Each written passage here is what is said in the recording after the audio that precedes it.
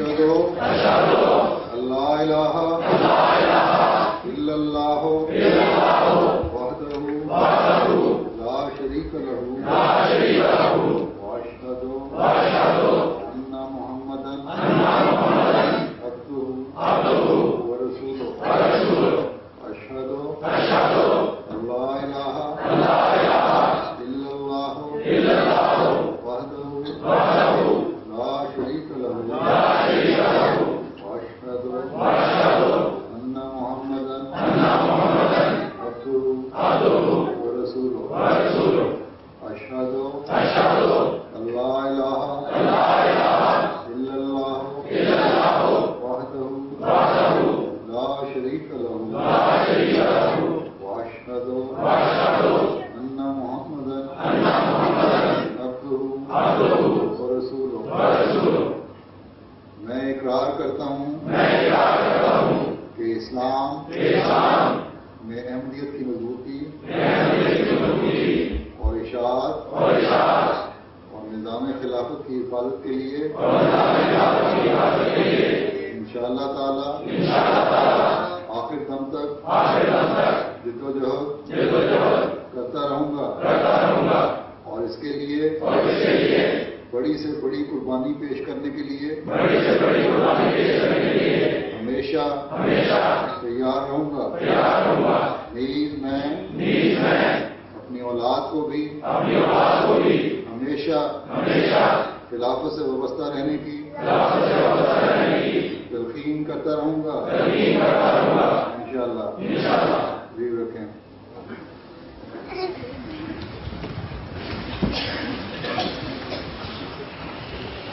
أشهد أن لا إله إلا الله وحده لا شريك له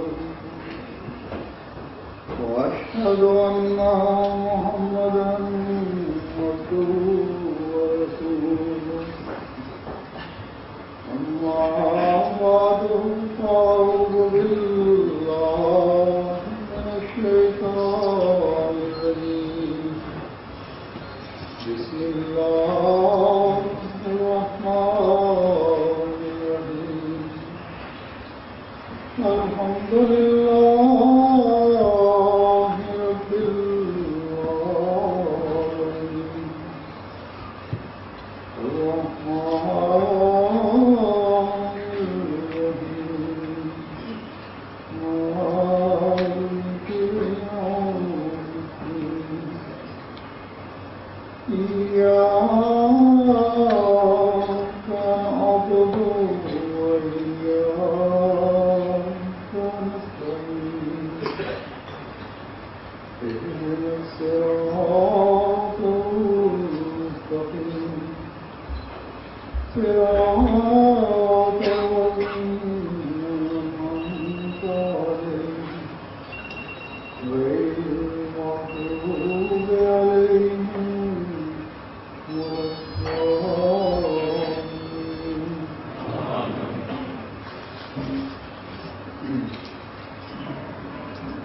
آج اللہ تعالیٰ کی طرف سے آپ کا یہ انصار اللہ کا اجتماع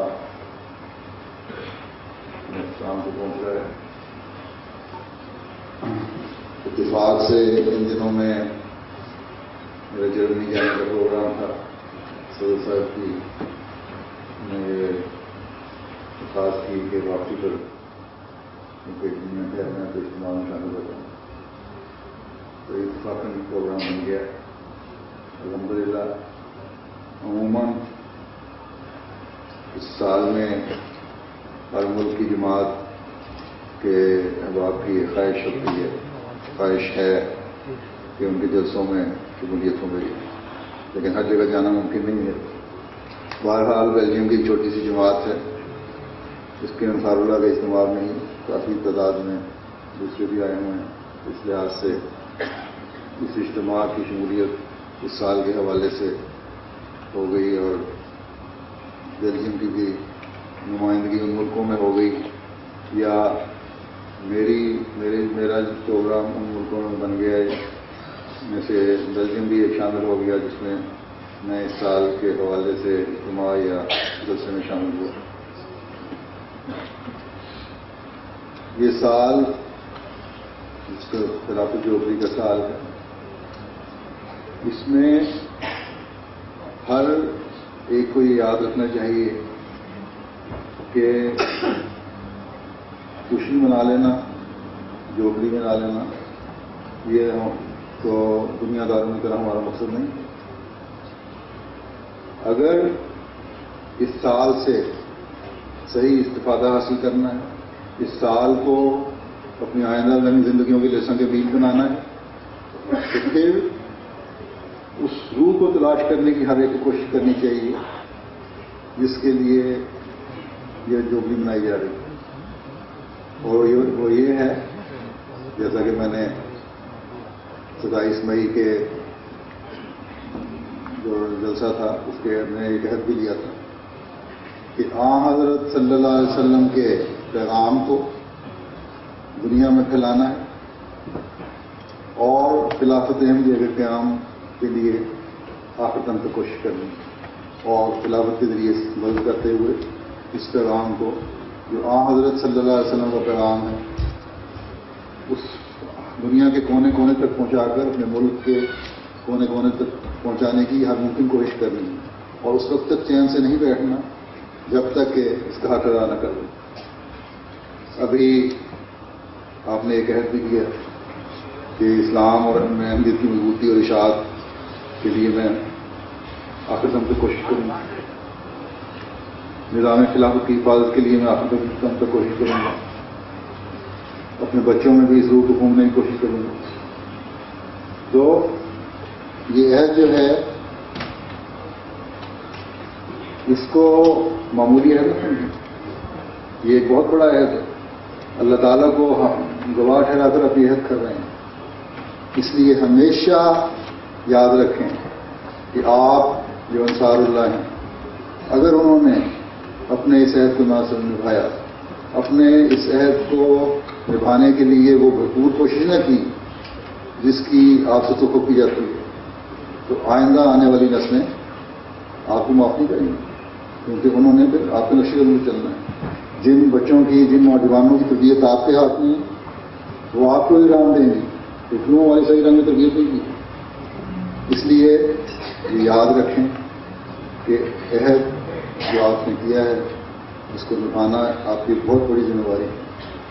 قرآن کریم میں انصار اللہ کا لفظ آیا ہے دو حوالوں سے، دو جگہ پہ، اور ہر جگہ حضرت عیسیٰ علیہ السلام کے حوالے سے بات کی گئی. آپ کے ماننے والوں سے آپ نے پوچھا تھا کہ من انصاری اللہ، کہ کون ہے جو اللہ کی طرف بلانے میں میرے انصار ہوں گے.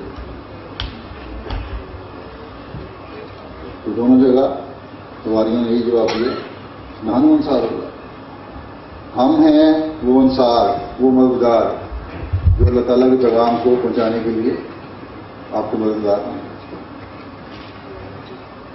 تو یہ ایک عہد تھا جو انہوں نے کیا اور نبھانے کی کوشش کی، اور یہی عہد آپ یہ کر رہے ہیں. آپ کو نام دیا گیا انصار اللہ کا، صرف نام رکھ لینا کافی نہیں.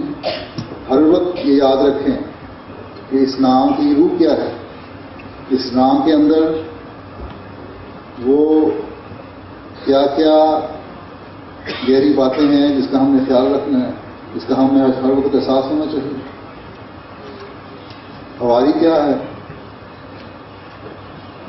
جب ان نے اپنے حواریوں سے پوچھا تو حواری کا انہوں نے کہا نام انصار اللہ.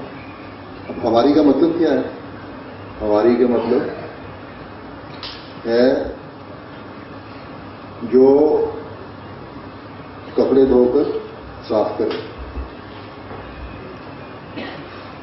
ایسا شخص سواری کہلاتا ہے جو دھلائی کرنے والا ہو اور کپڑوں کی دھلائی کر کے ان کو صاف کر دینے والا ہو. پھر سواری کا ایک مطلب ہے ایسا شخص جو امتحانوں سے آزمایا جائے اور ان میں سے کامیاب ہو کر نکلے، کبھی بھی کمزوری دکھانے والا نہ ہو۔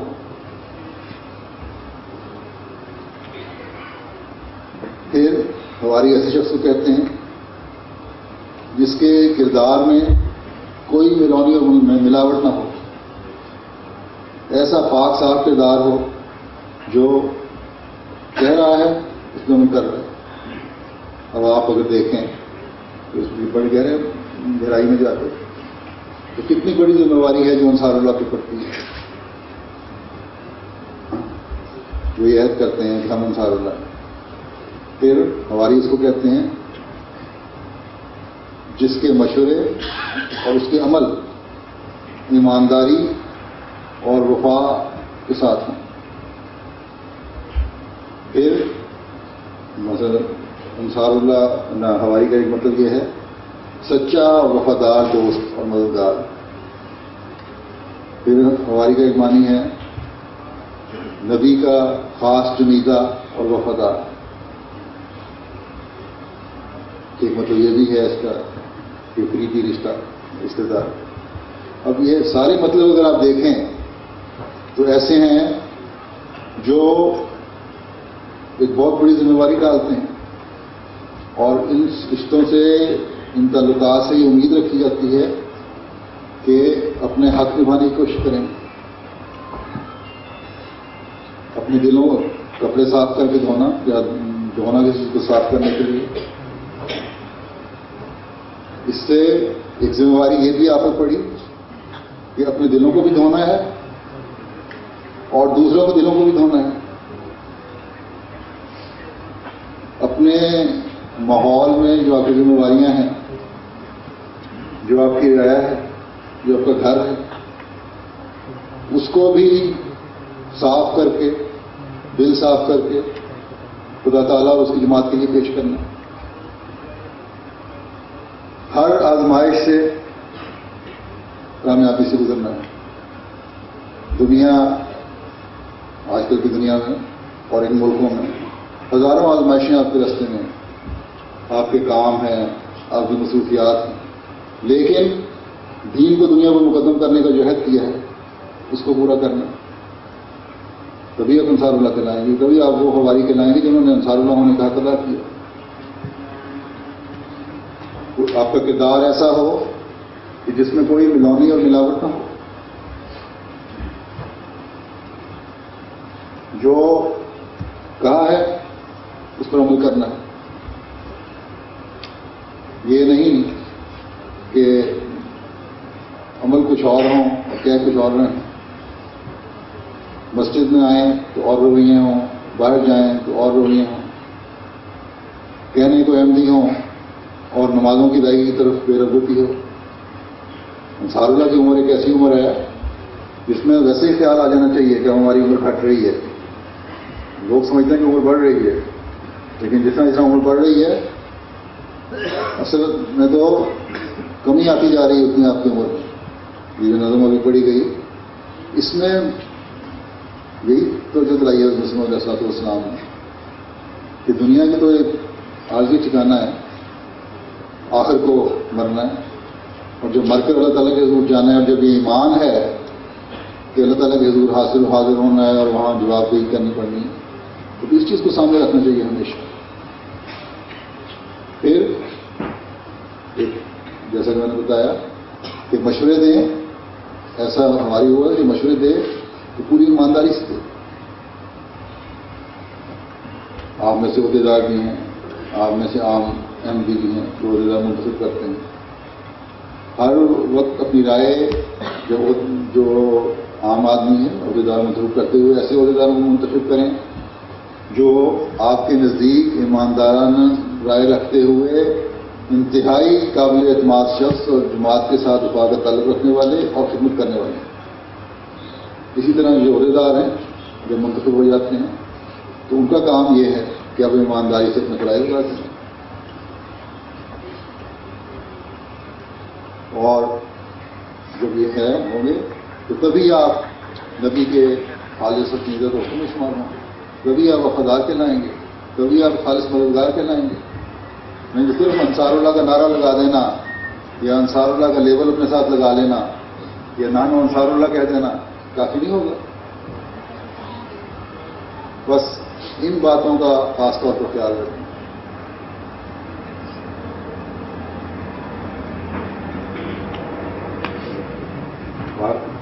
جہاں تک اللہ تعالیٰ کو سوال ہے، اللہ تعالیٰ کو تو مدد کی ضرورت نہیں ہے. اللہ تعالیٰ تو جو سب قدرتوں کا مالک ہے وہ بغیر مدد کے بھی اپنے نبیوں کی مدد کرتا ہے، بغیر کسی کی مدد کے بھی اپنی طرف سے خود براہ راست مدد کر سکتا ہے. لیکن یہ ایک اعزاز ہے جو اللہ تعالیٰ بندوں کو دے رہا ہے کہ کون ہے تم میں سے جو وفادار ہو کر، جو سچا ہو کر، جو پوری طرح تیار ہو کر تم دنیا کی تمام خواہشوں کو دور رکھتے ہوئے خالص ہو کر میرے دین کی مدد کے لیے آئے. بس مسیح موعود علیہ السلام فرماتے ہیں اس بارے میں وضاحت کرتے ہوئے کہ شریعت نے اسباب کو منع نہیں کیا ہے. شریعت نے جو بھی ذرائع اور وسائل ہیں ان سے منع نہیں کیا، ان کو ضرور استعمال کرنا چاہیے. اور فرمایا کہ سچ پوچھو تو کیا دعا اسباب میں نہیں، دعا تو پھر سبب بنایا نا کسی چیز کو حاصل کرنے کا. یا اسباب دعا نہیں، تلاشی اسباب بجائے خود ایک دعا ہے. جب آدمی کسی ذرائع کی تلاش کرتا ہے وہ بھی ایک دعا بن جاتی ہے. اور پھر فرمایا کہ دعا بجائے خود عظیم الشان اسباب کا چشمہ ہے. وہ دعا ہے وہ خود بھی بہت بڑا سبب ہے، ذریعہ ہے. اللہ تعالیٰ نے فرمایا کہ اللہ تعالیٰ نے اس بات کو اور بھی صاف کرنے اور وضاحت سے دنیا پر کھول دینے کے لیے انبیاء علیہ السلام کا ایک سلسلہ دنیا میں قائم کیا. اللہ تعالیٰ اس بات پر قادر تھا اور قادر ہے کہ اگر وہ چاہے تو کسی قسم کی امداد کی ضرورت ان رسولوں کو باقی نہ رہنے دیتے، رسولوں کو باقی نہ رہنے دیتے. مگر پھر بھی ایک وقت ان پر آتا ہے کہ وہ من انصاری اللہ کہنے پر مجبور ہوتے ہیں. کیا وہ ایک ٹکر گزا فقیر کی طرح بولتے ہیں؟ نہیں، من انصاری اللہ کہنے کی بھی ایک شان ہوتی ہے.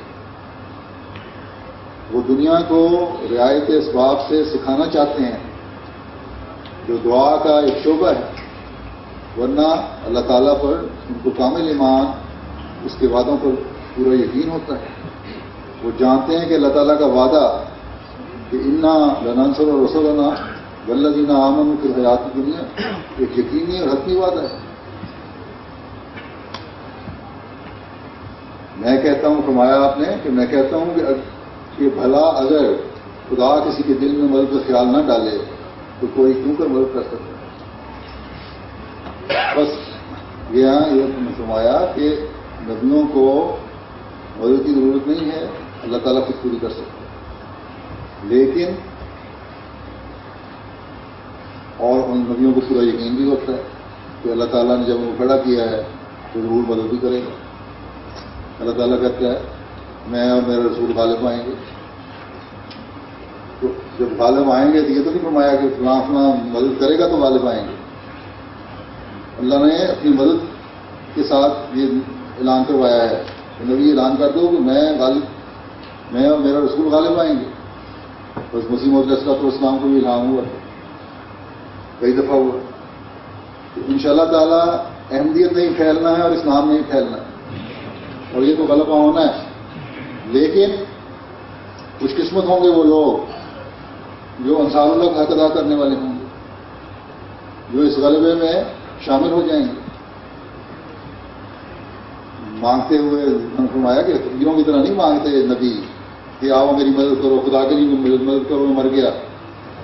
ان کو تو خدا تعالیٰ پر توکل ہے. وہ اگر کہتے ہیں تو تمہارے بھلے کے لیے کہتے ہیں اور اللہ تعالیٰ اگر تمہیں بلاتا ہے تمہارے بھلے کے لیے تمہیں بلاتا ہے. بس اس بات کا ہمیشہ خیال رکھو.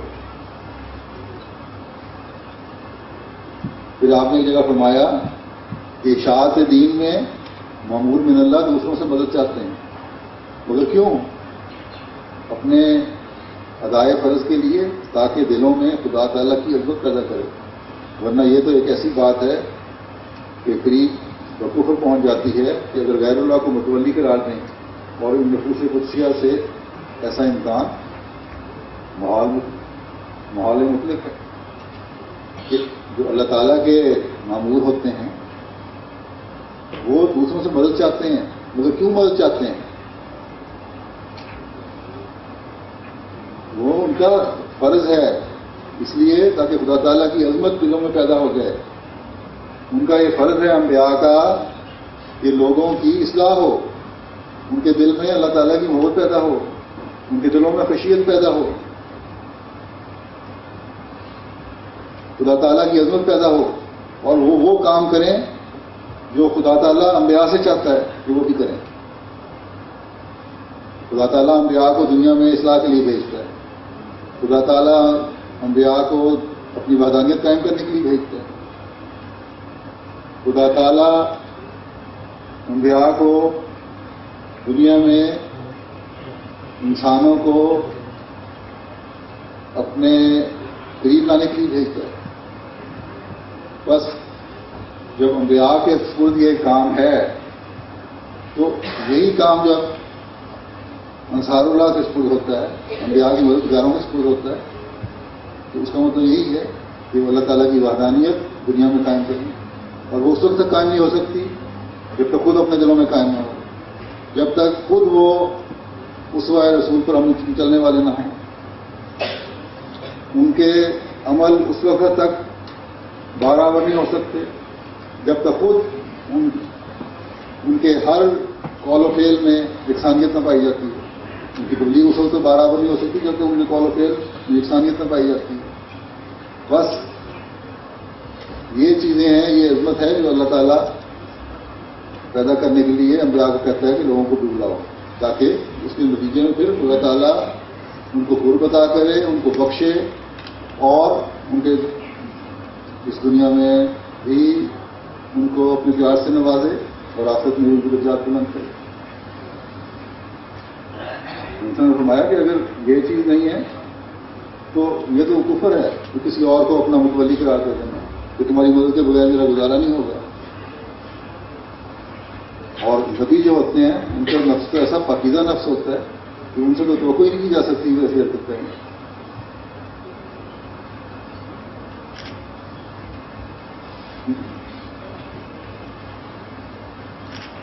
نعرہ تکبیر، حضرت محمد مصطفیٰ، حضرت محمد مصطفیٰ، غلام احمد کی، غلام احمد کی، حضرت خلیفۃ المسیح الخامس، حضرت خلیفۃ المسیح الخامس، احمدیت، مجلس انصار اللہ بیلجیم، نعرہ تکبیر.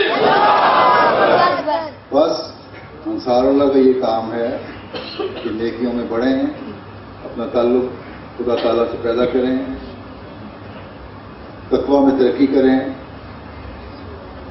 اور صرف انصار ہی نہیں، ہر شخص، ہر احمدی جس نے یہ عہد کیا ہے، اس میں نوجوان بھی بیٹھے ہوئے میرے سامنے، وہ بھی میرے مخاطب ہیں.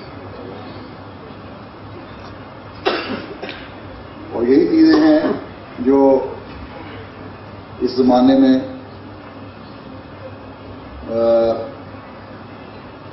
اپنے عہدوں کو پورا کرنے والے بنائے گی حاضر.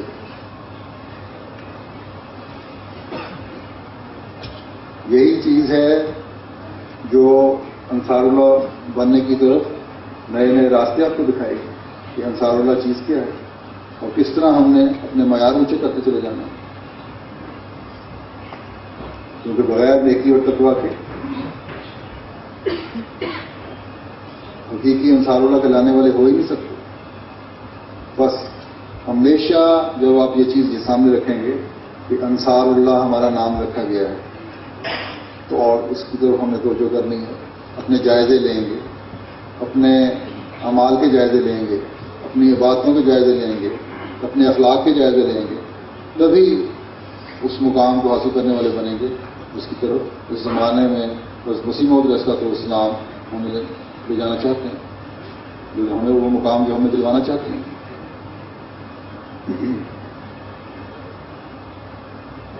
اسلام میں انصار کا لفظ جو استعمال ہوا ہے، ایک تو عیسائیت میں استعمال ہوا ہے، اسلام میں انصار کا لفظ استعمال ہوا ان لوگوں کے لیے جو مدینہ کے رہنے والے تھے۔ جب حضرت صلی اللہ علیہ وسلم ہجرت کر کے مدینہ گئے تو وہ انصار تھے جنہوں نے آپ کو خوش آمدید کہا اور آپ کے ساتھ جانے والے مہاجرین کو خوش آمدید کہا۔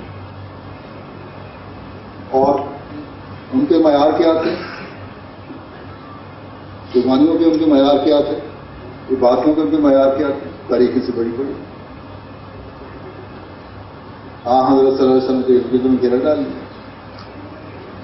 صرف حضرت صلی اللہ علیہ وسلم کے نہیں بلکہ اپنے جو دوسرے بھائی تھے جو مہاجرین ہجرت کر کے آئے تھے ان کے بھی حق ادا کیے۔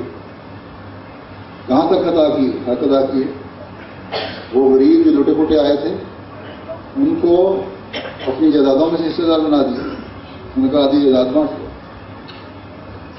لیکن مہاجرین کا بھی ایک اپنا مقام تھا، ان کا ہم تو مدد چاہتے ہیں، ہماری جائیداد نہیں لینا چاہتے۔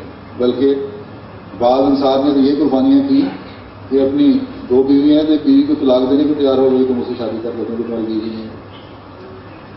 تو مقصد صرف یہ ہے کہ ان کے قربانیوں کے معیار بلند تھے اور اس کو بلند کرتا چلے جانا چاہتے تھے۔ بس پہلی بات تو یہ ہے کہ ایک احمدی کو اپنے ان معیاروں کو بھی دیکھنا چاہیے کہ اس میں کس حد تک اپنے بھائیوں کے لیے قربانی کماتا ہے۔ صرف اپنے نفس کا خیال نہ ہو بلکہ دوسروں کو بھی خیال رکھے، صرف اپنی پڑی نہ پڑی رہے بلکہ دوسرے کو بھی خیال رکھنا بنے۔ اور آپس میں جب یہ احساس پیدا ہوگا ایک دوسرے کا خیال رکھنے کا تو پھر رہنماؤں بہنوں کی تصویر بھی سامنے آئے گی، آپس میں محبت اور پیار پڑے گا، جماعت میں یکسانیت پیدا ہوگی، یگانگت پیدا ہوگی، محبت پیدا ہوگی، بھائی چارہ پیدا ہوگا۔ اور جب یہ چیز ہوگی تو پھر جہاں آپ کے اپنا تعلق اللہ تعالیٰ سے بڑھے گا وہاں اس ایک ہونے کی وجہ سے جماعت میں مضبوطی پیدا ہوگی اور خلافت میں مضبوطی پیدا ہوگی اور پھر جماعت ترقی کی طرف قدم بڑھائے گی۔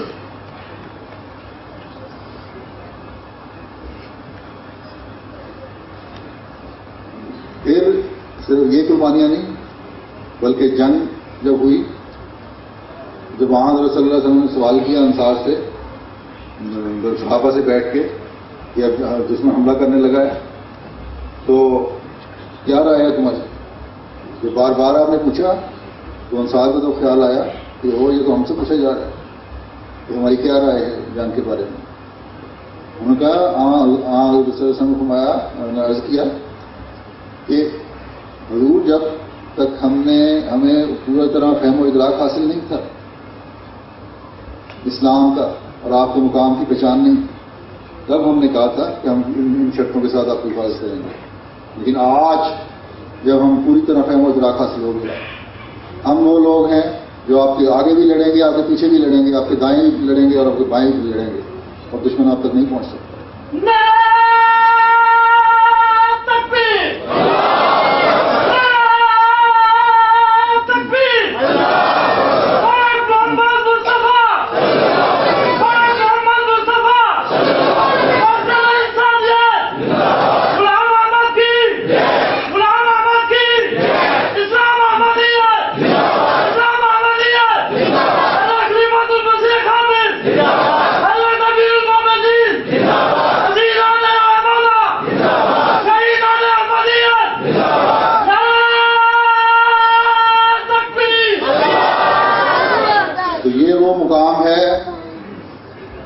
انصار اللہ نے پایا اس زمانے میں، اور یہ وہ مقام ہے جس کے حاصل کرنے کی آفتوں کو کی جاتی ہے، بلکہ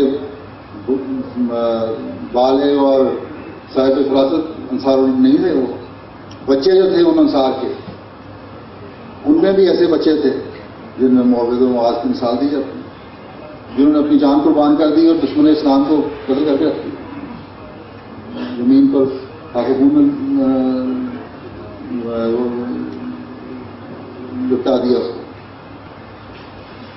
تو یہ روح جب تک پیدا نہیں ہوتی بڑوں میں، اس وقت وہ بچوں میں پیدا نہیں ہوتی۔ اصل ان بچوں نے بھی تو بڑوں سے ہی سنا تھا کہ کون ہے وہ اسلام کا دشمن، کون ہے وہ حضرت صلی اللہ علیہ وسلم کا دشمن جس نے اس حد تک آپ کو تکلیفیں دی، ہم ہیں ہوں گے اس کو قتل کرنے والے، اس کو خاک آلود کرنے والے۔ تو یہ جذبہ جب تک آپ لوگوں میں پیدا نہیں ہوگا، آپ اس جذبے کو آگے اپنے بچوں اور اولادوں میں پیدا نہیں کر سکتے۔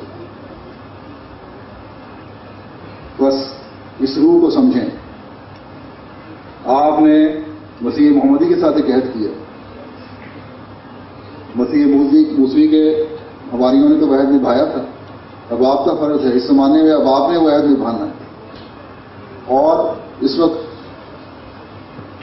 ان ملکوں میں رہنے والے خاص طور پر، یہاں تلوار اور توپ کی جنگ تو نہیں، یا کسی قسم کا خوف جان کا خطرہ نہیں جس طرح پاکستان میں کسی جگہ پہ، تو جو آپ کا توقع کی جاتی ہے وہ یہی کہ اس عہد کو نبھاتے ہوئے اپنے آپ کو اللہ تعالیٰ کے قریب کریں، اپنے اخلاق کے معیار بلند کریں، اپنے بچوں کی تربیت کی طرف توجہ دیں، صرف پیسے کی دوڑ بھی نہ لگے رہیں، تبلیغ جو آپ کے سپورٹ کام ہے اس کو ادا کریں۔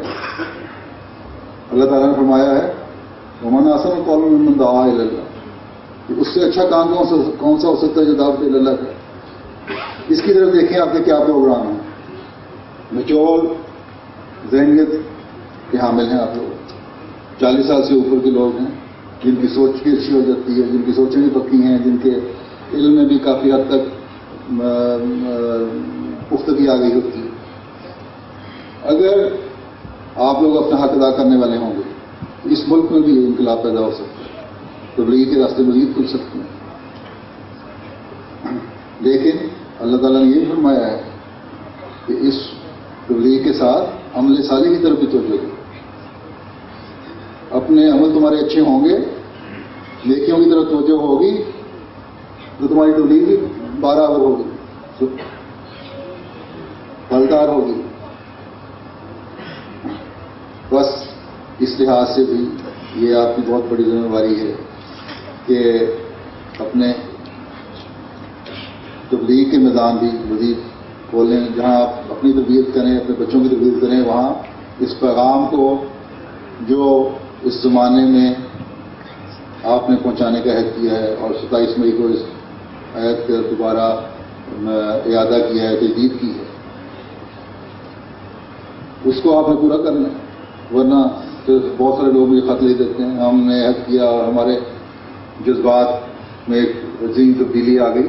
صرف تبدیلی آنا، وقتی طور پر تبدیلی آنا کام نہیں، اس تبدیلی کو مستقل اپنے ذہنوں میں، اپنے دلوں میں بٹھانا کام ہے، اور پھر صرف بٹھانا نہیں اور اس پر عمل کرنا بھی کام ہے۔ بس اس لحاظ سے ایک بہت بڑی ذمہ داری ہے جو آپ نے اپنے اوپر لی ہے اور خدا تعالیٰ کو حاضر ناظر جان کے لی ہے، اس کو پورا کرنے کی کوشش کریں۔ تبلیغ کے لیے ایک بہت بڑا ذریعہ مساجد کی تعمیر ہے، جیسا کہ حضرت مسیح موعود علیہ السلام نے فرمایا، میں کئی دفعہ بیان کر چکا ہوں کہ اگر کہیں جماعت کو متعارف کروانا ہو، اسلام کو متعارف کروانا ہو، خود مسلمانوں کو آرگنائز کرنا ہو تو مسجد تعمیر کر دو۔ بیلجیم ان ملکوں میں سے ہے جہاں ابھی تک باقاعدہ کوئی مسجد نہیں ہے۔ سینٹرز بے شک ہیں، بڑی مالی قربانیاں کی ہیں، سینٹر خریدے گئے، برسل میں خریدا گیا، یہاں ہے اور جگہ بھی ہے، اور اس تربیت کے لحاظ سے تو ٹھیک ہے آپ اکٹھے ہو گئے، لیکن تبلیغی میدان جو ہے وہ بغیر مساجد کی تعمیر کے اس طرف تو جو میں بہت بڑی ایک روک بن جاتا ہے، کیونکہ لوگ اس طرف توجہ نہیں کرتے۔ مسلمان بہت سارے ان ملکوں میں آئے ہیں، وہ مسجد میں دیکھتے ہیں، اس طرف بھی توجہ کرنی چاہیے۔ اور انصار اللہ جو 40 سال کی عمر کو ہیں اور اس سے اوپر ہیں. یہ ایک ایسا عمر کا گروپ ہے, ایج گروپ جسے کہتے ہیں انگریزی میں, جو حصہ ہے, یا وہ لوگ ہیں جن میں عموماً آمدنی کے لحاظ سے بھی بہتر حالات ہوتے ہیں. اس لیے قربانیاں بھی بہرحال اور پھر سوچنے میں چور ہو جاتی ہیں. تو قربانیوں کی طرف جو بھی انصار اللہ کو دینی چاہیے, مالی قربانی کی طرف پہلے سے بڑھ کے. مسجد سے کس حد تک تعارف پیدا ہوتا ہے. فرانس میں بھی میں مسجد کا افتتاح کر کے آیا ہوں. وہاں لوگ ایم ڈی اتنے تھے وہ سوچ بھی نہیں سکتے تھے کہ ہماری مسجد کا اتنا تعارف ہوگا. نیشنل ٹی وی میں, اخباروں میں اور میڈیا نے جتنی کوریج دی ہے اس کو, وہ کروڑوں روپے بھی خرچ کرتے تو شاید تبلیغ وہاں تک نہ پہنچتی جس طرح وہاں پہ احمدیت تک پہنچ گئی. پھر برن مسجد, یہ تو یورو نیوز میں مجھے کسی نے بتایا کہ بڑی کافی وقت کی انہوں نے خبر دی, جس کو مختلف زبانوں میں, جرمن میں, فرینچ میں, عربی میں, انگلش میں خبریں آتی ہیں. احمدیت کی تبلیغ ہوئی اور اس سے لوگوں کو تعارف حاصل ہوا. ابھی جرمنی میں تھا تو ایک بوڑھی مائی برلن کی آئی کہ میں نے ملنا ہے خلیفہ کو, سنا خلیفہ آیا ہوا ہے. انہوں نے کہا کتنا تمہیں پتہ لگا کہ میں نے اخبار میں پڑھا, ٹی وی پہ دیکھا ہے, تو مجھے شوق پیدا ہوا کہ میں دیکھنے جا کے. تو اور اسی طرح اور لوگ آئے دیکھنے کے لیے, اسی تعارف سے اخباروں کی وجہ سے. اور تبلیغ کے تو نئے راستے پہ نہیں رہتے بھی ہوں انشاءاللہ, اور بیت بلکہ وہ بھی گئی ہوں. تو مسجد جو ہے ایک بہت بڑا راستہ ہے تبلیغ کا. اس کے لیے بھی سب سے پہلے وہ لوگ جن کی سوچیں میچور ہیں, جنہوں نے انصار اللہ ہونے کا اعلان کیا ہے, ان لوگوں کو اس پر توجہ دینی چاہیے. صرف آپس میں ایک دوسرے پہ الزام تراشنے سے کچھ نہیں ہوگا. یہ کام نہیں کر رہا یا وہ کام نہیں کر رہا, اس سے نتیجے حاصل نہیں ہو سکتے. سب کو اکٹھا ہو کے اپنے رخوں اور اپنی سمتوں کا تعین کرنا ہوگا, اپنی منزلوں کا تعین کرنا ہوگا, اپنے ٹارگیٹ مقرر کرنے ہوں گے, تب اس میں برکت بھی پڑے گی. اور ان شاء اللہ تعالیٰ آپ لوگ یہاں بھی اس قابل ہوں گے مسجد تعمیر کر سکیں.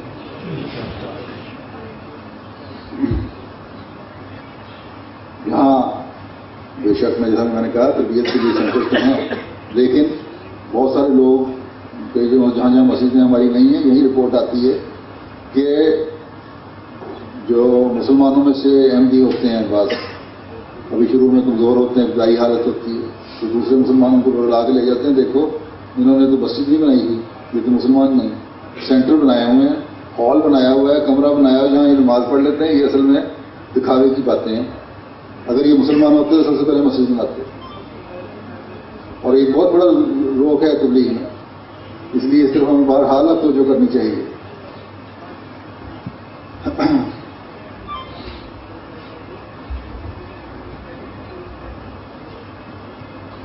اور اسی حوالے سے اب میں اپنی بات ختم کرتا ہوں کہ قربانیاں بے شک آپ نے کی ہیں اور کر رہے ہیں, اور اس وقت جہاں تک میرا علم ہے کچھ رقم آپ کے پاس موجود بھی ہے, لیکن مسجد بنانے کے لیے نہ جگہ مل سکی ہے. اس لیے کہ کوشش جو صحیح رنگ میں ہونی چاہیے تھی وہ نہیں ہوئی سب کو مل کے. اگر آپ ایک ہو کر کوشش کریں تو ان شاء اللہ تعالیٰ اس میں برکت بھی پڑ جائے گی, اور جو رقم آپ نے جمع کی ہے اس کا صحیح استعمال بھی ہو جائے گا. تو اللہ تعالیٰ کرے کہ آپ کو یہاں بھی مسجد بنانے کی اللہ توفیق عطا فرمائے,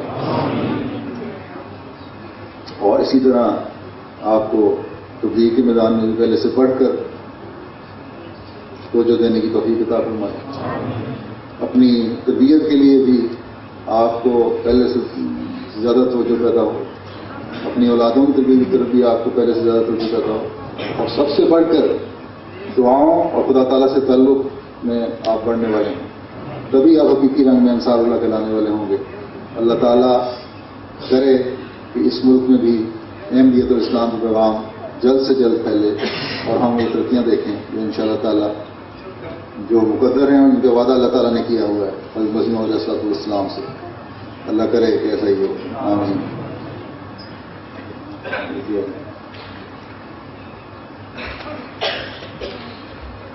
ویسے اس وقت انصار اللہ یہاں 150 اپنی تعداد ہے, اس میں سے 131 انصار یہاں ہیں, 131 گودام فال 374 مستورات کی حاضری شامل نہیں. سب نے 12 باتیں سن لی ہیں, جو کہ جماعت کی خاصی تعداد یہاں موجود ہے. جو میں نے انصار اللہ سے باتیں کی ہیں وہ سب کے لیے ہیں. اس کو توجہ دیں. اللہ تعالیٰ کو توفیق دے اور اللہ کرے کہ جلد سے جلد ہم یہاں ترقیاں دیکھیں اور اس سے جلد آپ کی طرف سے مجھے خوشخبریوں کی اطلاع ملنے لگ جائیں. اللہ کرے. آمین. دعا کر لیں.